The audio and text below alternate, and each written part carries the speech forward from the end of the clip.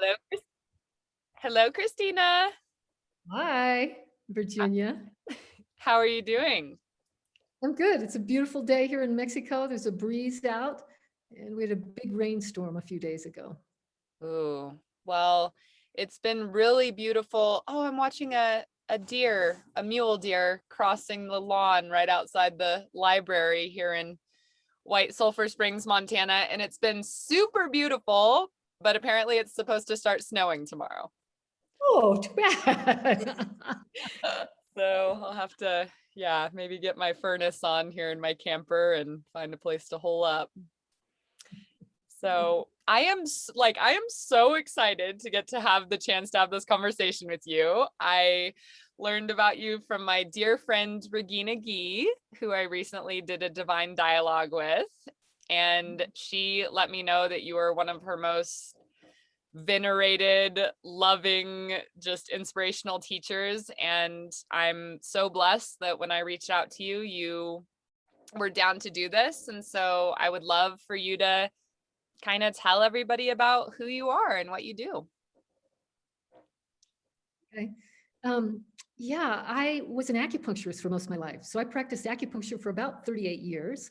And I still do. Yeah, I was in the beginning. I was in the first graduating class in San Francisco from the American College of Traditional Chinese Medicine. So ACTCM. And it's still going. So cool.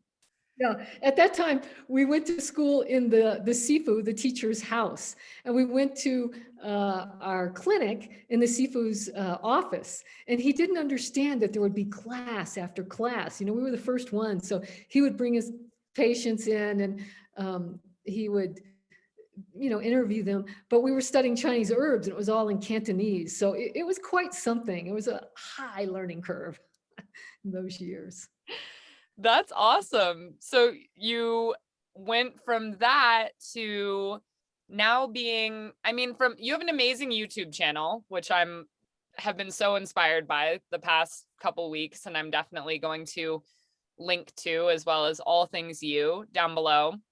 So the way that I know you and that Regina introduced you to me was as someone who helped her to get in touch with her spirit guides and someone who channels all of these amazing beings. The ones that I have watched on your videos have been Munara, who is someone who is in touch with the divine feminine and representing that from my understanding, and then the great whale. So I would love to hear about how that transition to getting in touch with and becoming a channel for spirit guides happened for you. Yeah, I had a big acupuncture office in Prescott, Arizona for years. And I brought in a woman who was a channel. And so we started shutting down the office every week, one afternoon a week, and she would channel. And so we would all be there listening. So I always had intuition. I always knew things. And even at that time, I would see past lives quite a bit. So I would be doing acupuncture. I can always remember the first time it happened. I was doing a treatment on someone. I'm in a treatment room and I have them next to me and, you know, I'm feeling the pulses or whatever I'm doing. And I look up above them and I could see their past life go across this screen. And so the longer it went on, the more I would kind of turn to these people and say, uh, you know, I'm seeing something about a past life. Would you like to know? And they're always like, oh, yeah, let's hear about that. So that was the beginning for me. And I would have experiences of remembering my own past lives or meeting somebody and knowing I knew them. And then, so years later, I brought this woman into my office and I really started studying, and I had people working for me who were very psychic. And so the whole office was kind of working to raise our vibration. And during that time, I began to work more with my spirit guides. So by the end of that period, I was actually starting to do phone sessions with people, talking to people about their past lives, about their spirit guides. In terms of channeling, I've only been really channeling where I speak the voice. I mean, I've been saying what the guides were saying for years now, but I started actually channeling in the last year. So this last year, when we were in COVID, this time of the year in the summer, I have a house in the town that is long and narrow, and there was an outside place that's covered. And so I had a small group in there and we were all spaced. And Munara had been knocking at me like, would you just channel me? I was like, no. And so finally, okay, I'll do this, So then she came through and she told me that we had had this long history together, that we had known each other in China. And I could remember it, I can see it now. And we had worked like in the palace. And I think I had died early on, something like that. I forget the whole story. It all becomes kind of dreamlike. But anyway, she was a very high divine being, and she worked with the Buddhist philosophies. And so she's very big, and she's in front of a large group of souls that have to do with the divine feminine.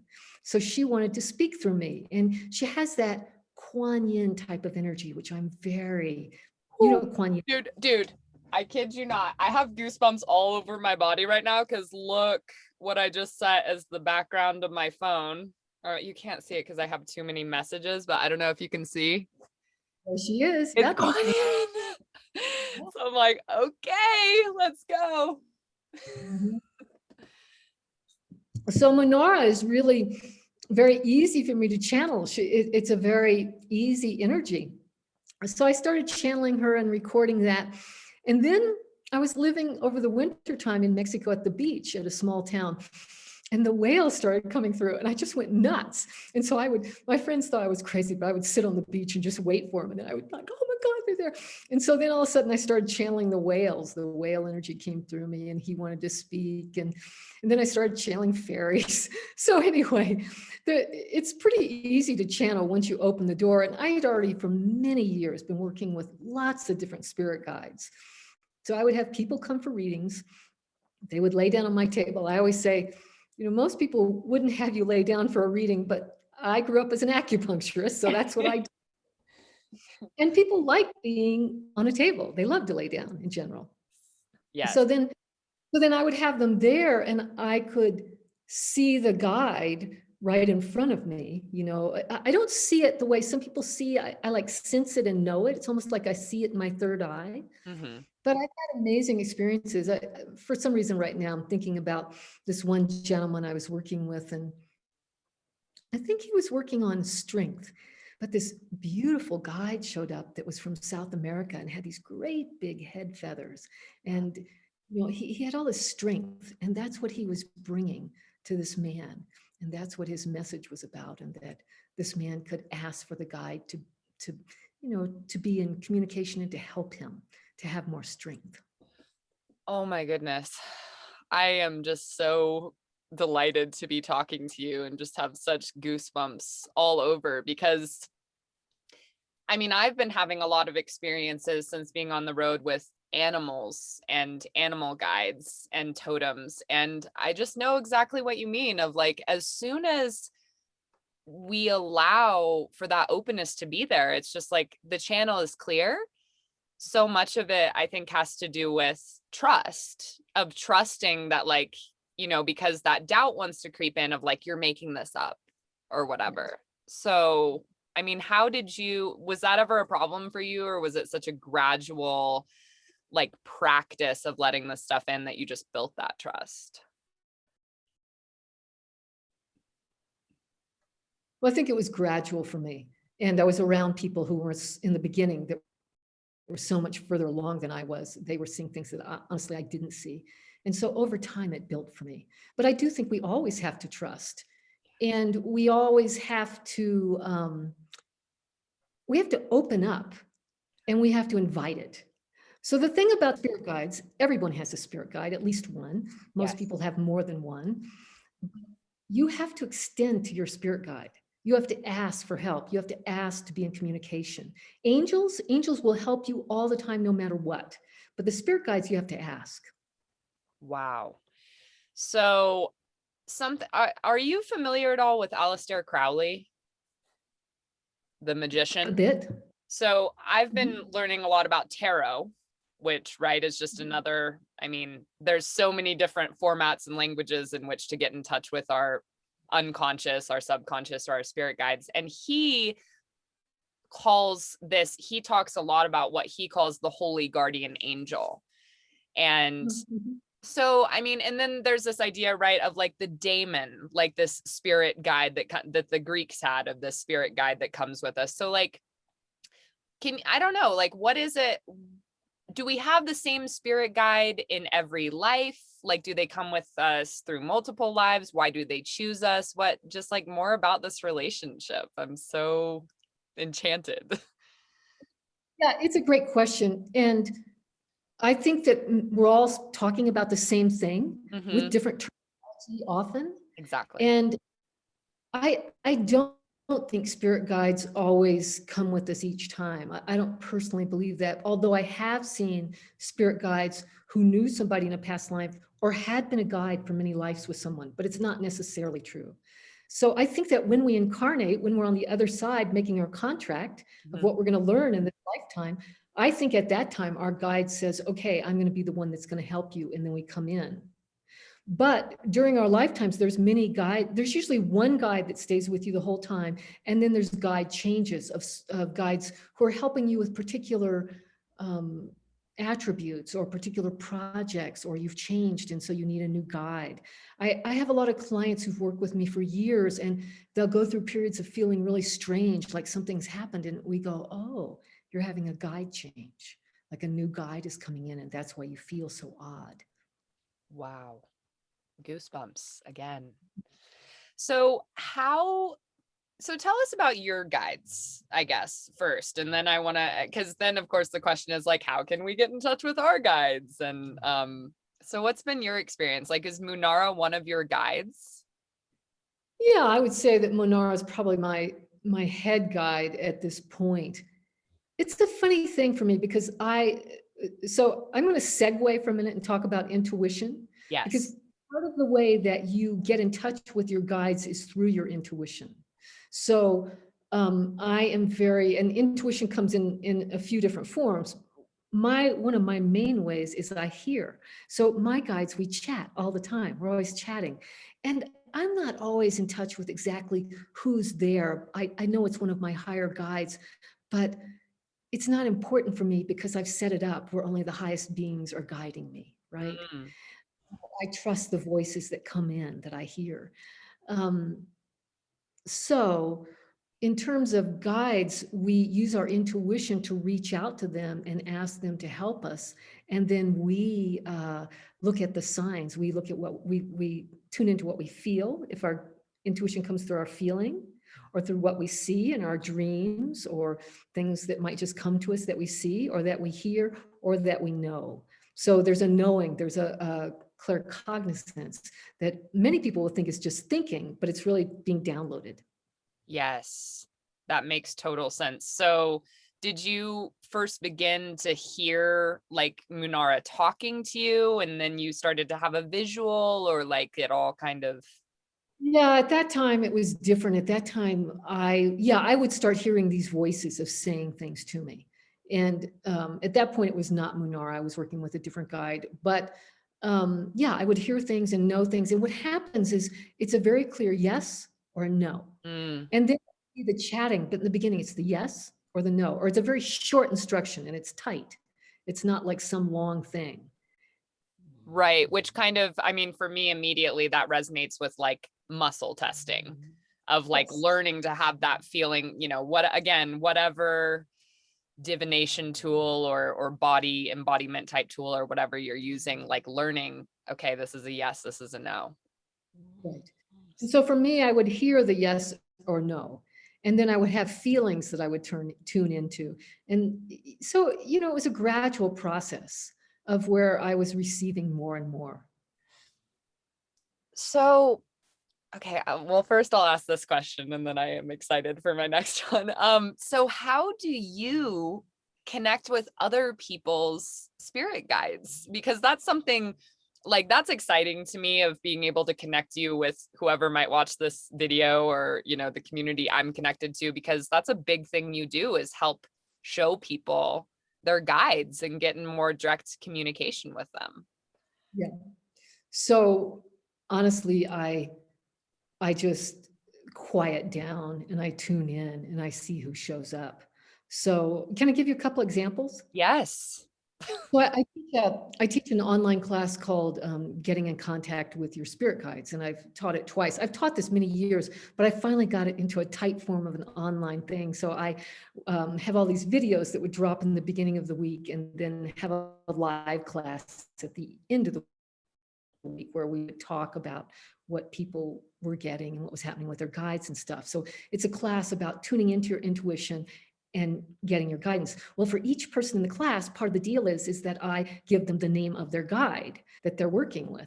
So I would get up really, I'm an early riser. It's when the energy is just the quietest. So I would get up very early and I would have my phone and I would put on the voice memo and I would just tune in and go, oh, so-and-so. And then I would wait and then the guide would come through and I would record who the guide was. And then I would just, what it was about. And I would send it off to my clients, people in the class, the students. But what I want to tell you, because you were talking about the animals, that someone in my class, she, for some reason, what came through was a bear. And there was a name, I don't remember that. And then she says to me, oh, I was on this drive, I was going through a particular park and I stopped and there was this bear there and I communed with that bear for, I don't know, 15, 20 minutes.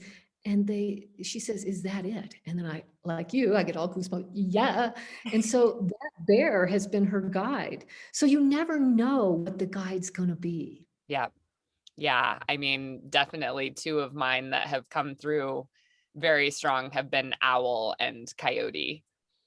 And so, yeah, but I mean, it's interesting too, right? And I'm a very vivid, like a big way that I have that connection is through dreams. And I have said this to people recently, and I think it's probably the same with intuition or spirit guides. It's like, as soon as we start showing this time and devotion that we're listening, like whether it's by continuing to remember or processing it out loud or writing it down, or in the case of owl and coyote, it was, finding these beautiful offerings, these dead bodies of owl and coyote on the side of the road, and taking the time to engage in ceremony and honor these lives. And as soon as we start to do that, it's like the messages or the synchronicities or the communication comes through stronger and stronger in accordance with that. Absolutely. So there's a flow. And once you get into that flow or you open it up, then it becomes very big. It's one of the things I tell my clients is that when they start to get something, to really say, yes, thank you, I got it. Because then it gives the spirit guides a bigger opening to come in more. Yes, exactly. And I think, and a thought for me with that has been like, I remember learning about the rituals that people would do, when people died in other cultures, like with the coins over the eyes or giving offerings of food or things, and thinking, oh, that's just ridiculous, like back in middle school, learning about that. And now I understand like that this ritual and these devotions, like that is the spirit language. And it's how we show that we care and that we're paying attention. And it's one of them. I think there are many. I mean, I think prayer and I think Christianity or churches, when it's done right, is also part of it. So there's many ways to do it, but it is that thing of devotion, or there is that thing of having some sort of ritual or some sort of attention to it. Yes, amen to that. Absolutely. Like, and the truth of your intention in that, right? Like, so my other question, because I haven't seen any of your videos yet of you channeling the fairies.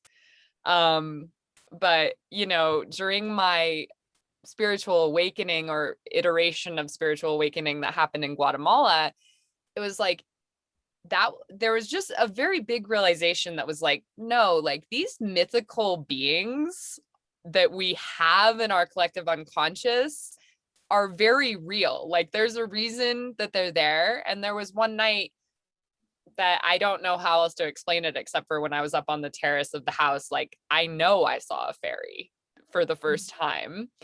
And what is your thought about like, are these beings like, how does their realm or dimension like relate to us? Because I feel like there is an actual fairy world, if you will. I don't know. It's a great question. So there's a couple ways to answer this. One is that there is that other realm. So there's other realms, other dimensions, and it's whether or not we're able to enter them, or we choose to enter them, or we ask to enter them. So mythically they exist and they're there, and it's whether or not we want to partake, or if we can cross that boundary. That's the same for people that have passed over. That's the same for spirit guides and angels. It's the same, personally, I believe. So there's some of the beings that live off planet, is what I call them. So yes, I think they do exist. And I will say with the fairies, now I love the fairies, and I have two I channel in particular, Wiley, who is a little wild guy, and Hakika, which is she's a female fairy. The thing about the fairies is that they're very much here to remind us to have fun, because it's a very serious society we live in. And many times the fairies come through to give messages and to be a guide to people who are very serious, because, you know, they live lives where they've forgotten to have a good time, to, you know, enjoy music, to enjoy being outside, to enjoy dance, the pleasures of life. And so I've seen them. Oh, and the other thing is that they're very much about being in the ground, being earthbound, being connected to Mother Earth. And so I've seen them also give a lot of advice. Wiley loves to tell people to stamp on the earth, and he loves people to stamp their feet, because it it it tells the earth that you're loving the earth, and it reminds the body that you're part of earth. Okay. Like last night.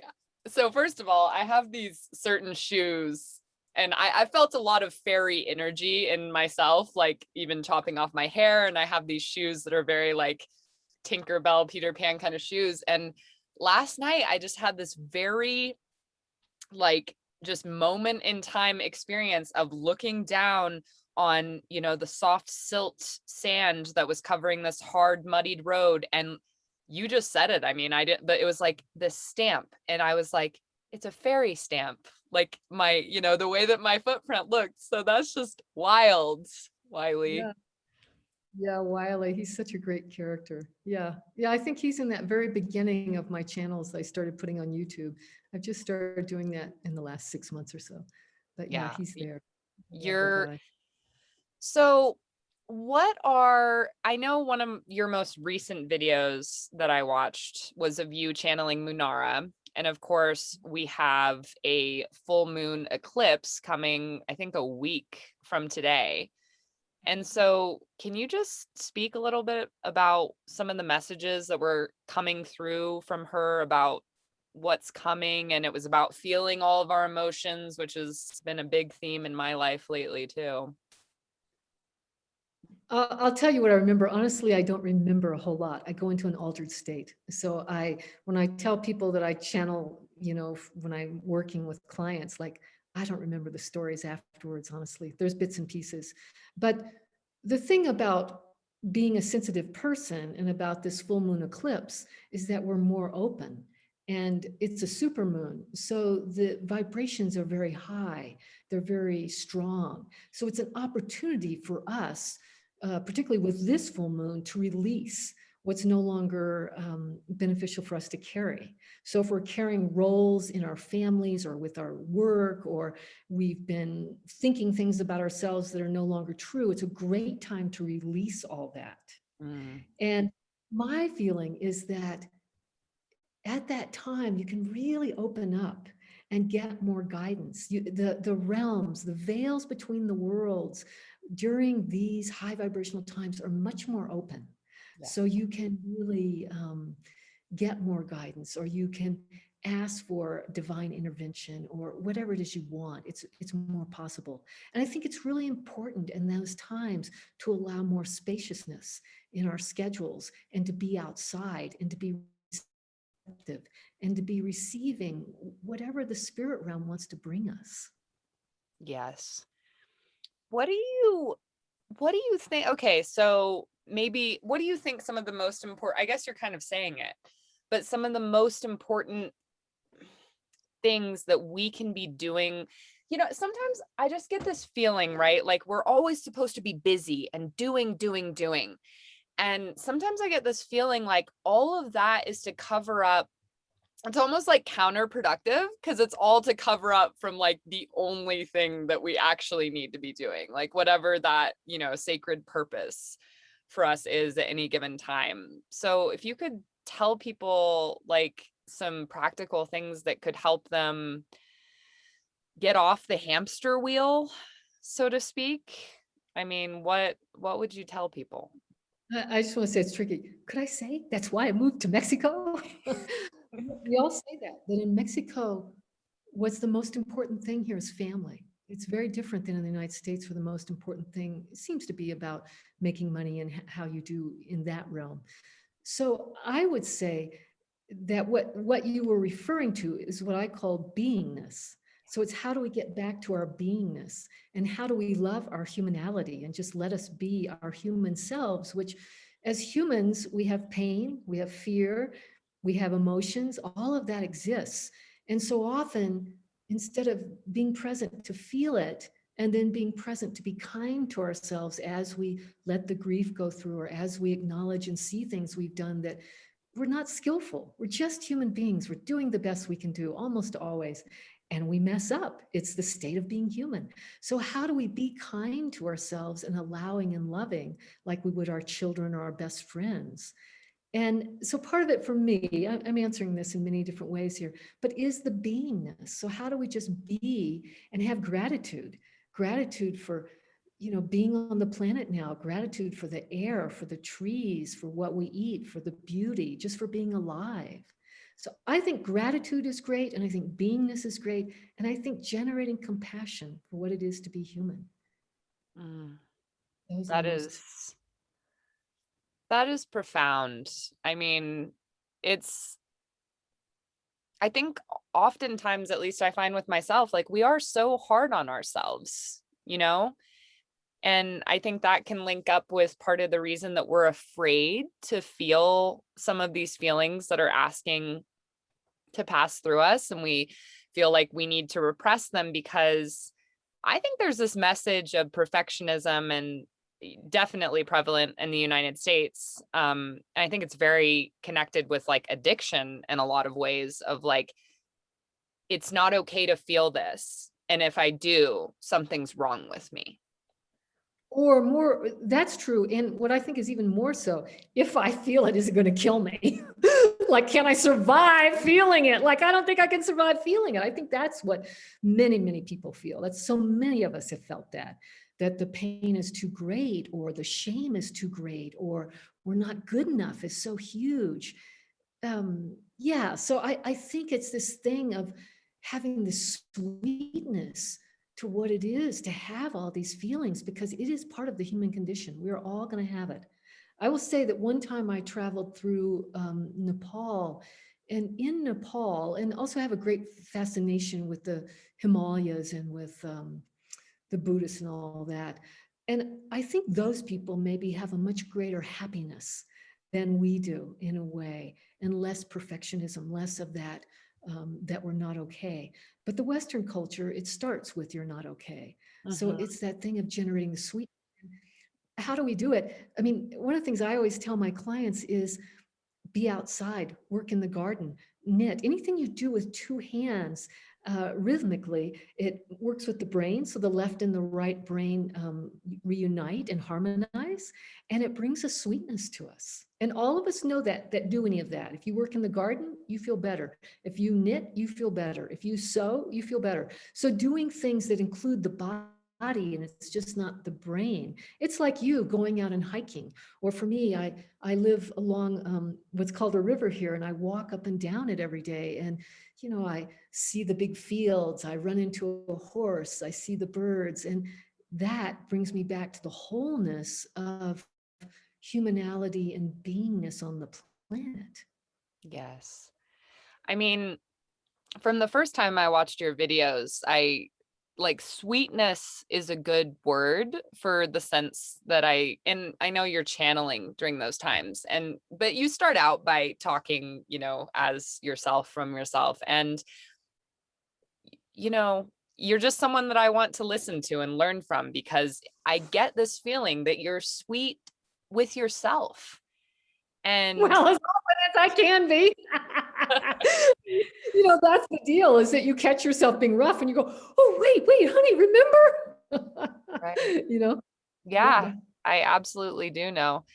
I mean, so what would you say? I feel like one of those sort of narratives or doubt trains that people go on is like, oh, well, you know, it would be nice to be able to be sweet with myself or to connect with my two hands or with nature in that way. But some of us have to be out here, providing and blah, blah, blah. And I would love to hear your thoughts on it, because my experience, and I guess it can be a risky one to experiment with, but really is that like you are always provided for when you follow down this path of choosing to trust that. Hmm. Well, I think that each one of us has a different lesson to learn in this lifetime. So my path is going to be different from the next person in your path and your best friend. Everybody has a different path. So some people are going to choose to, we all are going to live differently. But wherever we go, we have our brain with us, right? And our heart with us. And so it's that thing of when you're doing your work, even if you have a regular job, great, but you stop and you just breathe. Everybody can stop and take a few breaths. There's always moments for that. You stop and you imagine a grounding cord going from the bottom of your feet all the way to the middle of the earth.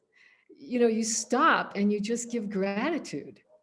So it doesn't matter. It's that old saying, wherever you go, there you are. So it really doesn't matter what we're doing. I mean, some people are going to have the big jobs and some of us are going to do it differently, and it doesn't really matter. It's just how we are being about whatever we're doing. It's about creating the inner peace. And honestly, I think it's a progression. I think for all of us, we've had to work at it. And to see someone beautiful like Regina, who's getting that at a much younger age than some of the rest of us, it's great. I know. She is just, man, she's been one of my favorite humans since the first time I ever met her, and getting to do a divine dialogue with her was honestly just very nourishing. She has this nourishing energy about her, and she's like 20 years old in this life. That's the beauty, is what I would say, is that all of us who've been doing all this time, now people are coming in at that higher vibration. So they're getting at a younger age. And I know a lot of people have a lot of fatalism about the world. And I'm not saying things are great, but I always go, wow, look at those generations behind us though. Wow, they're really coming up with some new technology. And I trust that we're going to heal a lot of these problems that are going on.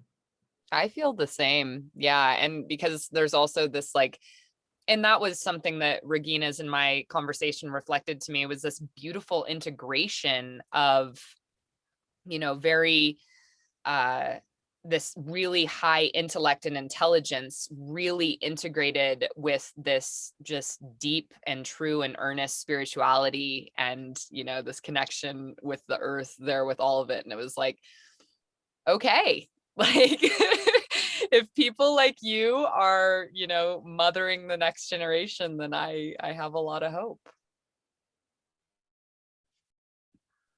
Right. And doing the work on the planet, changing the work. They're the ones that are going to be changed. I mean, we're doing it. We're all doing it. But they're coming in with some new ideas, which is really beautiful. Amen. I very much trust that. So how do you know when you have a channel coming through? Like when it's time to share a message and share it with the world? What are your indicators, and how do you get yourself in that space to be like a clear channel? Good question. I'm pretty clear in the morning. I generally wake up in a real clear state. And so I know when my best times are. And when I first started doing it, I was at the beach and I had this apartment, and I would get up, and I lived near a lot of roosters. So I knew if I was going to channel, I'd have to do it really early before the roosters really started. So I got a light and the guides would just say, okay, now. And I'd go, oh, okay, and I would just get right on it. These days, it's a little bit easier. I'll just they'll say, okay, tomorrow morning we'll be ready to do it, or like that. So it just depends on what's going on. But the longer that I've done it, the easier it becomes. And so sometimes they'll say, okay, we want you to sit down and do that. And I go, I have no idea what you're going to talk about. And they go, you don't need to worry about that. We've got this. And I would just go, "Oh, okay, all right, And then I sit down and then I go, oh my God, I can't believe what they said, So it's kind of an amazing process, but I think it comes and opening up in a particular way. So yeah, that's what I would say. And what is that experience of you kind of stepping aside and being in that altered state while that message is coming through you? Like, do you just kind of not remember what it feels like, or what is that like? Well, I do remember what it feels like. I'm going to give you an example, if you will. I have a couple of clients who were in partnership and they wanted me to work with them as a couple, which I do occasionally. I don't do it all the time. And Munara came through and it was so clear because we saw this past lifetime and there was this whole thing because it was around when Munara lived. And the more I've channeled in these particular situations when I'm with people, my heart opens so much that I'm so altered that when I close it down and finish it and get off, I'm really, sometimes it takes me a little while to come back because I'm so open. And I noticed that also, especially when I leave classes, I lead meditations and often I take people out in space and we do whatever we do. But I notice that it opens me and I have to be careful after that to not have to move into something else too quickly because it does something to my heart. And if I'm carrying any pain, then I'm teary. I have to let it go and feel it. Or my heart is so open, it's just kind of like, wow. So that's my experience.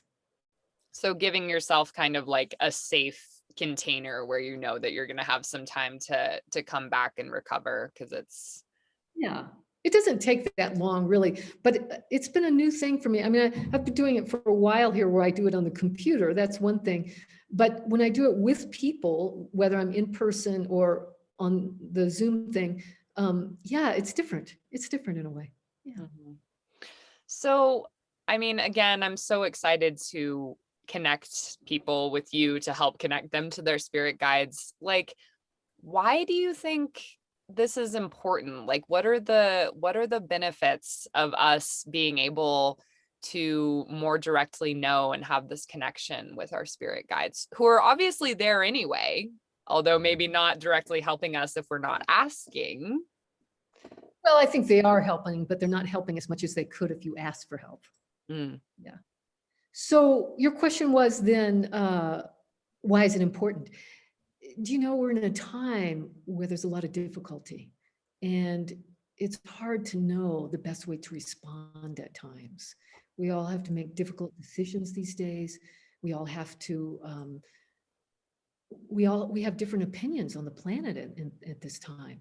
And so in order to know what's the best thing for your own self, it's really great to get guidance. And when we're making decisions about our lives or we're making decisions about the next step or how to travel or any of it, it's really great to have guidance. So I think that's why it's important. And also, it's very easy to feel alone on the planet now. Very easy. Yeah. So when I work with people with their spirit guides, I give them their names. I tell them what qualities they're carrying and how they can help them and what they can, how to work with them, how to call them in, how to speak to them, how to create that relationship. People get so excited because their lives get bigger. They don't feel alone on the planet. I have this thing I tell my clients like, well, I'll tell you what I tell myself. I don't like going to the dentist particularly.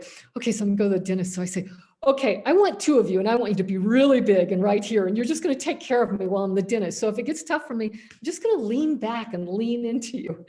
And so I do things like that. And when I tell people, look, if you feel afraid with your boss, have your guide be there and ask your guide to be really big and you walk in together. You're not going in alone. So I think that's why it is so important to have that. Yes. I love that. I mean, first of all, I'm going to invoke that, like, for sure, like often. Um, it just resonates so much though, because something that I hear a lot from people, in this community, and especially people who are seeking maybe to be on more of the spiritual path, is that they feel alone. They feel like there's no one who understands them. They feel crazy. They feel like they can't do what it is that maybe their soul or heart is telling them that they're desiring to do.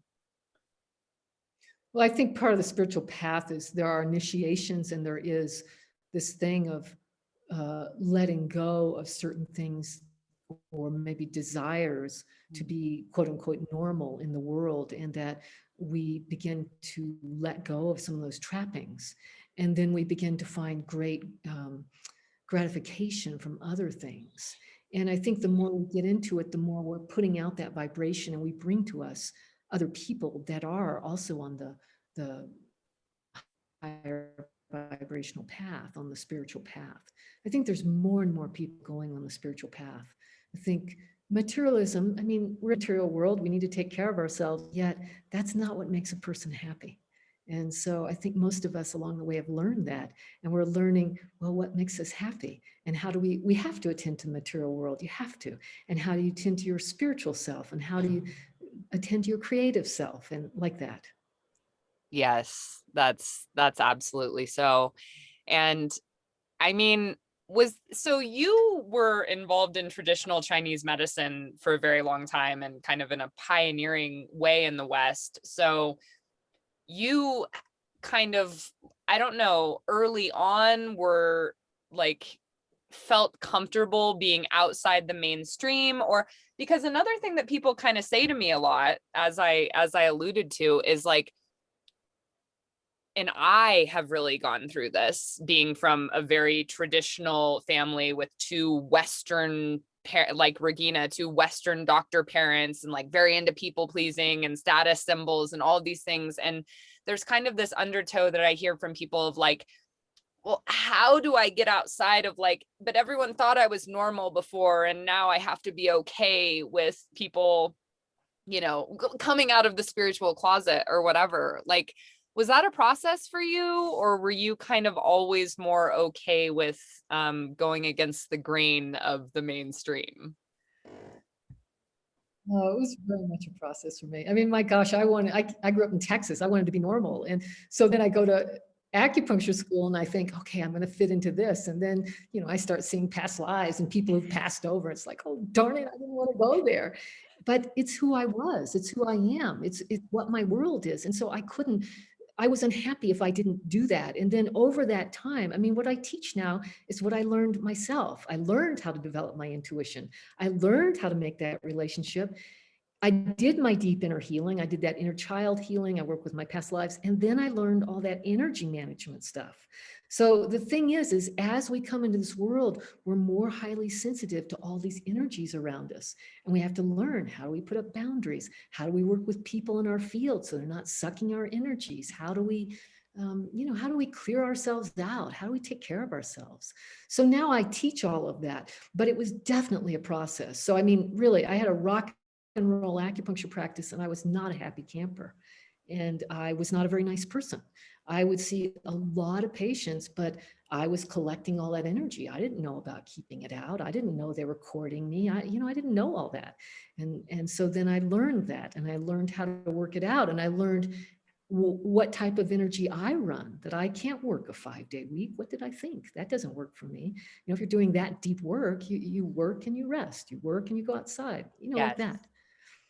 Yes. So it's a process to learn these things. Although now people like me, we have a leg up because we've taught ourselves. So we're teaching other people, and everybody's learning it. We're all learning it. Mm. That resonates with me on a really deep level as well, because a phrase that kept coming across my consciousness, but of course that my conscious mind was like, that's not you, is spiritual bypassing.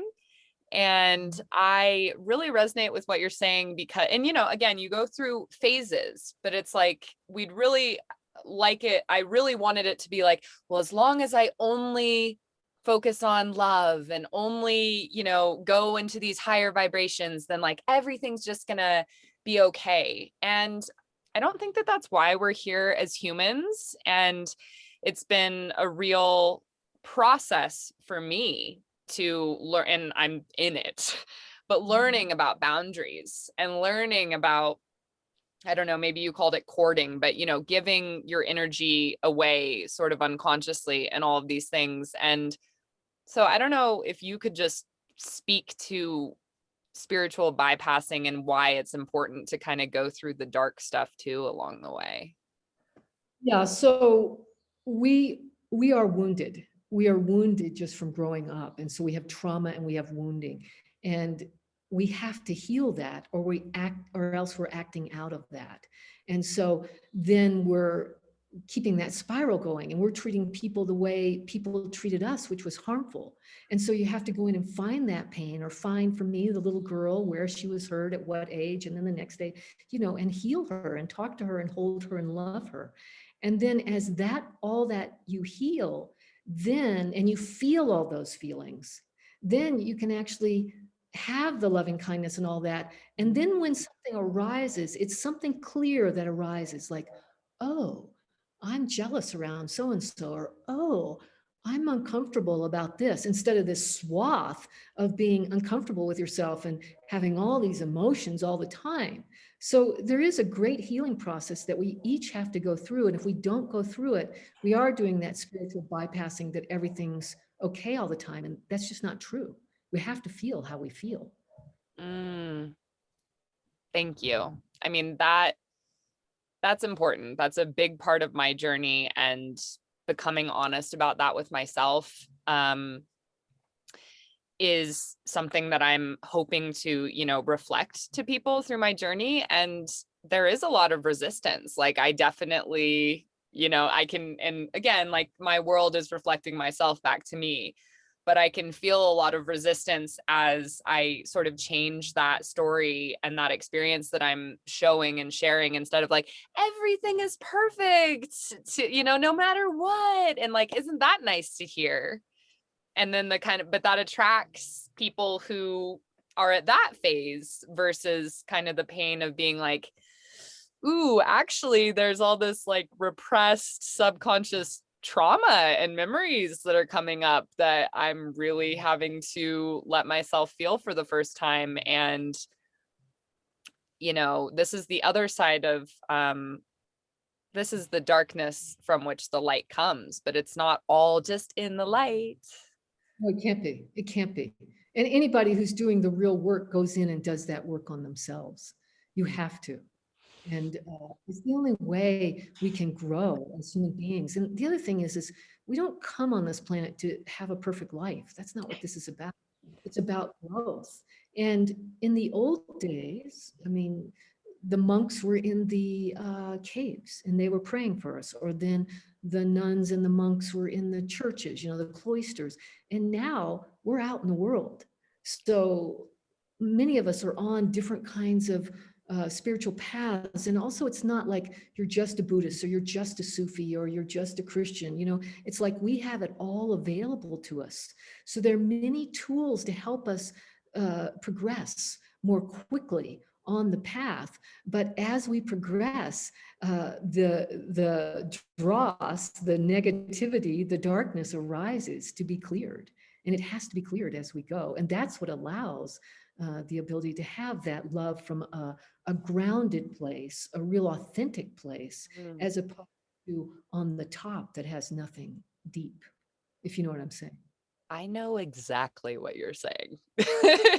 And that's such a big reason too for me, that I know a big part of the reason, like what I came here to learn in this life, is authenticity.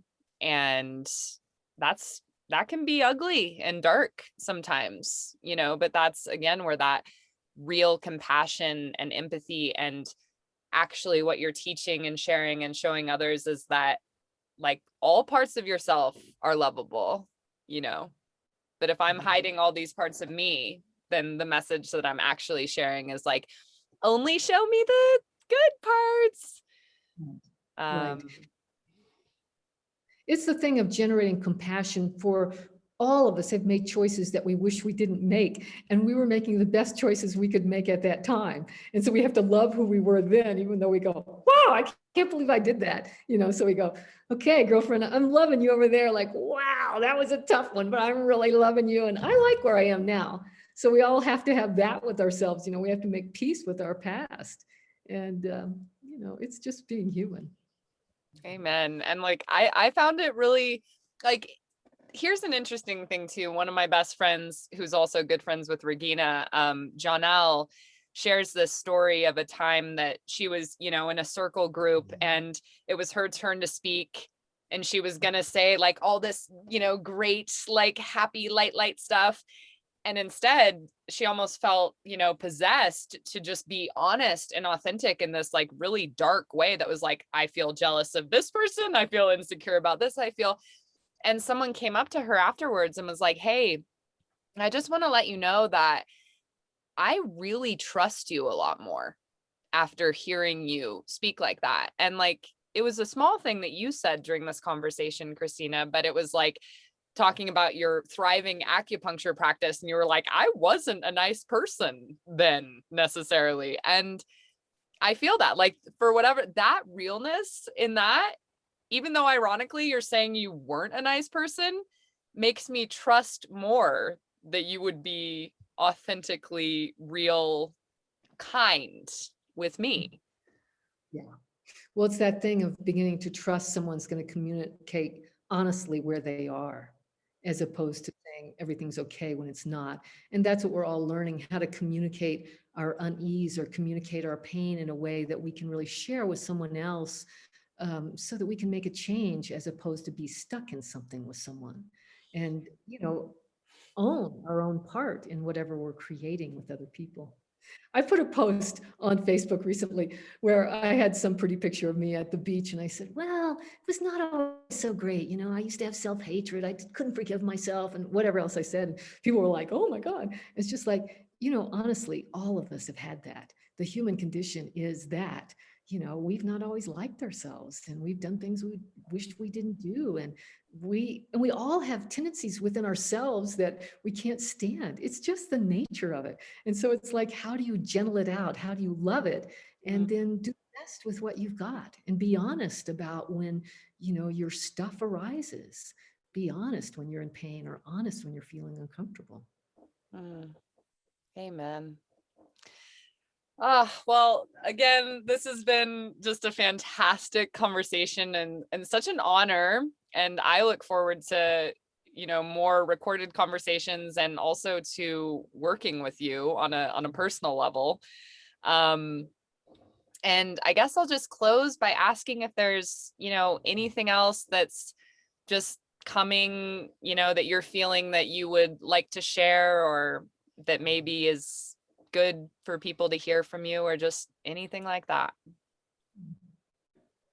Well, let's see what the guides have to say. Well, the guides just want to say that everybody has access to that other side. It's a matter of taking the time and slowing down enough to actually touch into it, because you can't do it when you're moving fast. So the guides want you to know that you are loved from the other side, and that there's always help available, and you can ask. Yeah. Okay, and now I'm going to share something that's more about me and my work. Okay. Yes.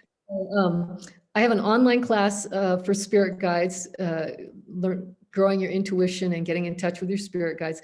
But I've also just come up, and I do individual sessions with people with their spirit guides. And I do 5-week groupings in 3 different areas. So somebody can choose to work on healing for 5 weeks. And we have a package, and then we go through the past lives. We do the inner child work. We do what arises for the person, what they need. But it's a 5-week intensive, 1 session a week to get through a chunk of work. And we do it with intuition and the spirit guides, so we can work individually with you. And we do it on the energy management. So if you really are feeling overwhelmed and tired by being with other people, or you're spacey all the time, then great, come and let's do energy management. And in time, I will have online courses on the energy management, and maybe on the healing, we'll see. And also this winter, I am going to lead personal retreat down in Troncones. So you can come to the beautiful beach and do some work with me. And yeah, it's just a lovely place. Well, I I'm there from November until at least the end of March, maybe the end of April. And so I'm going to do it personally, or if people want to come in groups, and I might arrange one retreat but people can arrange it with me, and then we would have blocks of time together, and then they would have free time to do other things. It's just a extraordinarily gorgeous place. That sounds phenomenal. Yes, please. Oh my goodness. Well, Kristina, thank you so much for your time. You've clearly done the work and are coming from a very sweet place, like I said, and I know that the right people who are ready to work with you will be connected to you, and maybe some of them through this conversation. I'm so blessed, and thank you again to Regina for connecting us, and probably our spirit guides as well. So Virginia, thanks so much for your open-heartedness and for your reaching out and for your making this platform for people to share and sharing with more people who have the inquiry. So thank you. Well, we're all just out here doing the work and being guided. So sending you a lot of love down in Mexico, and I'm sure that we will be in touch. All right. Thank you. Much love. Much love.